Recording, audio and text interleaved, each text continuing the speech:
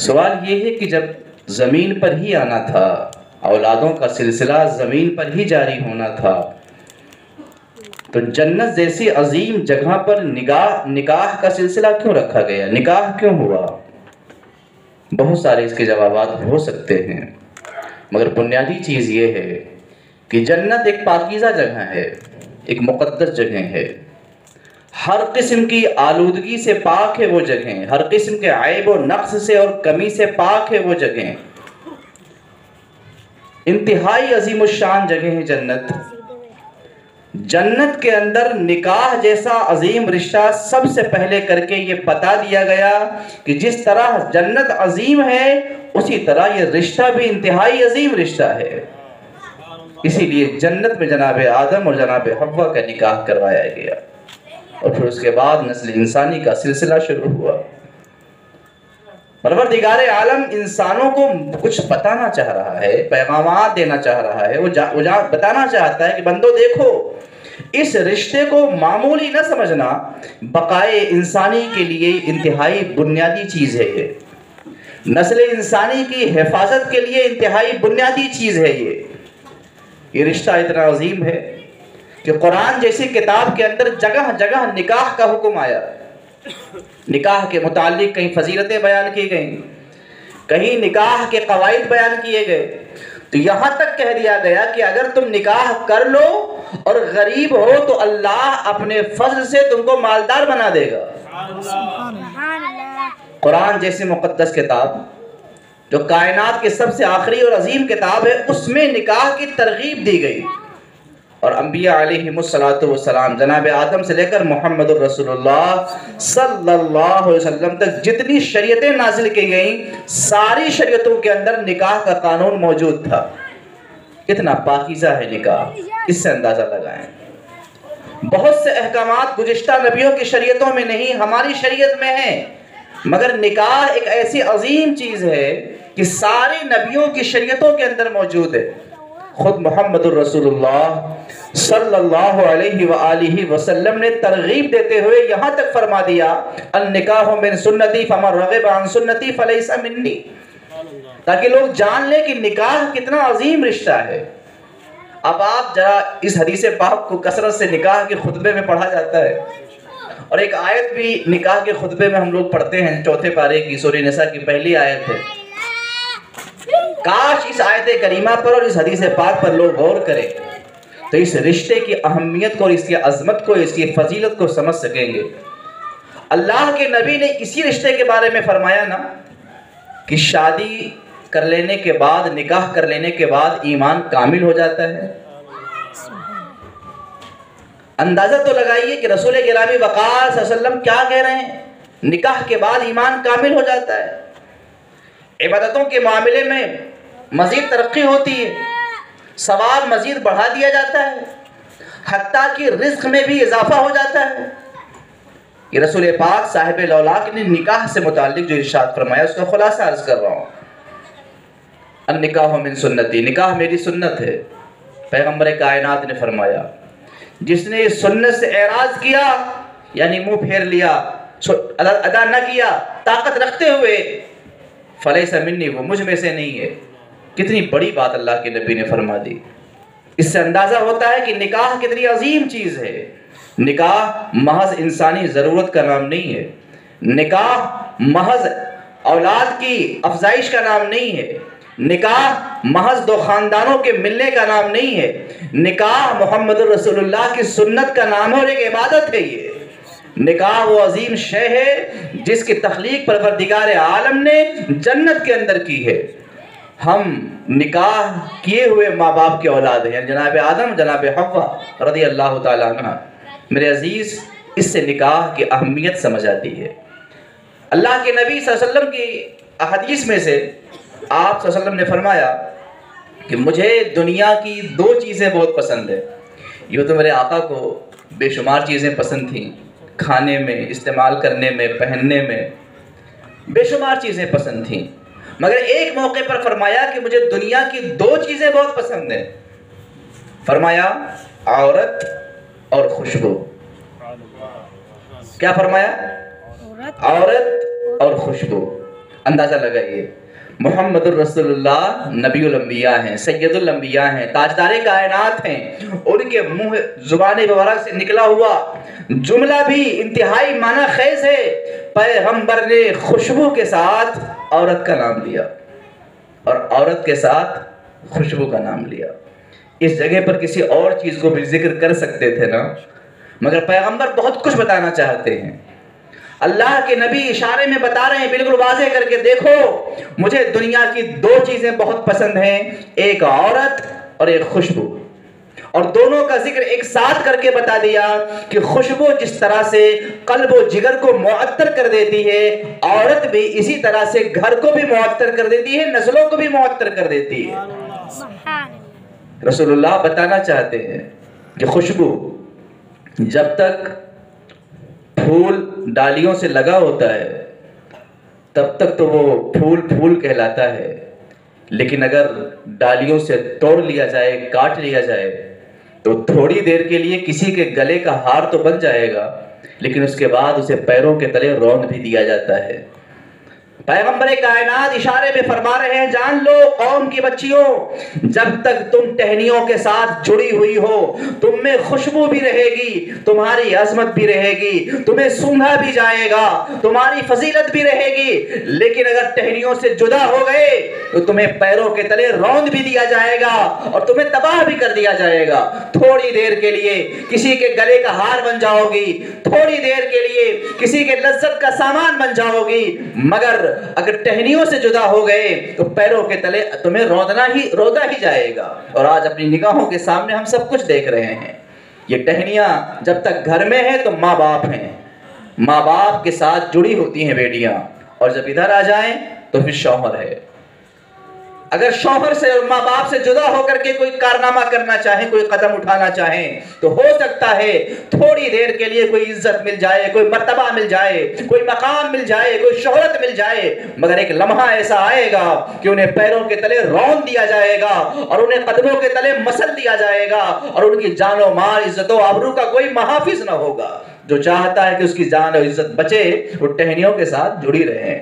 اللہ کے نبی جناب محمد الرسول اللہ پھول کے ساتھ عورت کا ذکر کر کے بہت کچھ بتا رہے ہیں۔ آپ جانتے ہیں پھول کو پابند کر سکتے ہیں، خوشبو کو آپ پابند نہیں کر سکتے۔ ہم نے پھول لگایا اپنے گھر میں، ہم چاروں طرف سے گھیر دیں گے، کوئی پنکھڑی نہ توڑے، کوئی پھول نہ توڑے، کوئی ٹہنیوں کو نہ توڑے، یہ تو ہم کر سکتے ہیں، مگر ہم یہ نہیں کر سکتے کہ کوئی جانے والا آدمی خوشبو نہ سونگے، خوشبو تو اس تک پہنچ ہی جائے گی۔ معلوم یہ ہوا کہ پیغمبر کائنات صلی اللہ علیہ وسلم اشارہ فرما رہے ہیں کہ جس طرح خوشبو کو پابند نہیں کیا جاتا ہے، ایسے ہی اخلاق کی خوشبو، محبت کی خوشبو، تعلیم کی خوشبو، تربیت کی خوشبو اور اسلام کے تمام طریقوں پر عمل کرنے کی خوشبو، عبادت کی خوشبو اگر ایک عورت کے اندر رہے گی تو جس طرح وہ پھول گزرنے والوں کے مشام جا کو معطر کر دیتا ہے، ایسے ہی وہ عورت اپنی نسلوں کو اور اپنی خاندانوں کو اپنے اخلاق کے ذریعے سے، اپنے علم کے ذریعے سے، اپنے کردار کے ذریعے سے، اپنی تعلیم کے ذریعے سے معطر کر دے گی۔ پیغمبر کائنات نے اسی لیے خوشبو کے ساتھ عورت کا ذکر کیا۔ درود پاک پڑھ لیجیے، اللہم صلی علی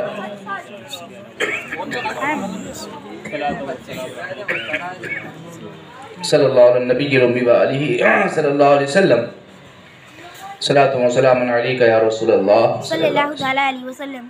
میرے عزیز، شادی، نکاح ایک رسم بنتا جا رہا ہے، لیکن یہ کتنی اہم ہے کہ پیغمبر کائنات کی تمام شریعتوں میں اللہ تعالیٰ نے اس رشتے کی بنیاد جنت کے اندر خود محمد الرسول اللہ نے نکاح فرما کے نکاح کو اپنی سنت قرار دے دیا۔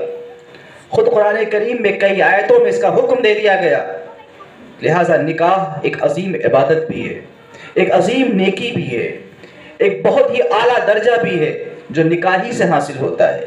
بہت سے ایسے مراتب ہیں، بہت سے ایسے مقام و مرتبہ ہے جو نکاح کے ذریعے سے ہی حاصل کیا جا سکتا ہے۔ نکاح کو کوئی معمولی چیز نہ سمجھیں۔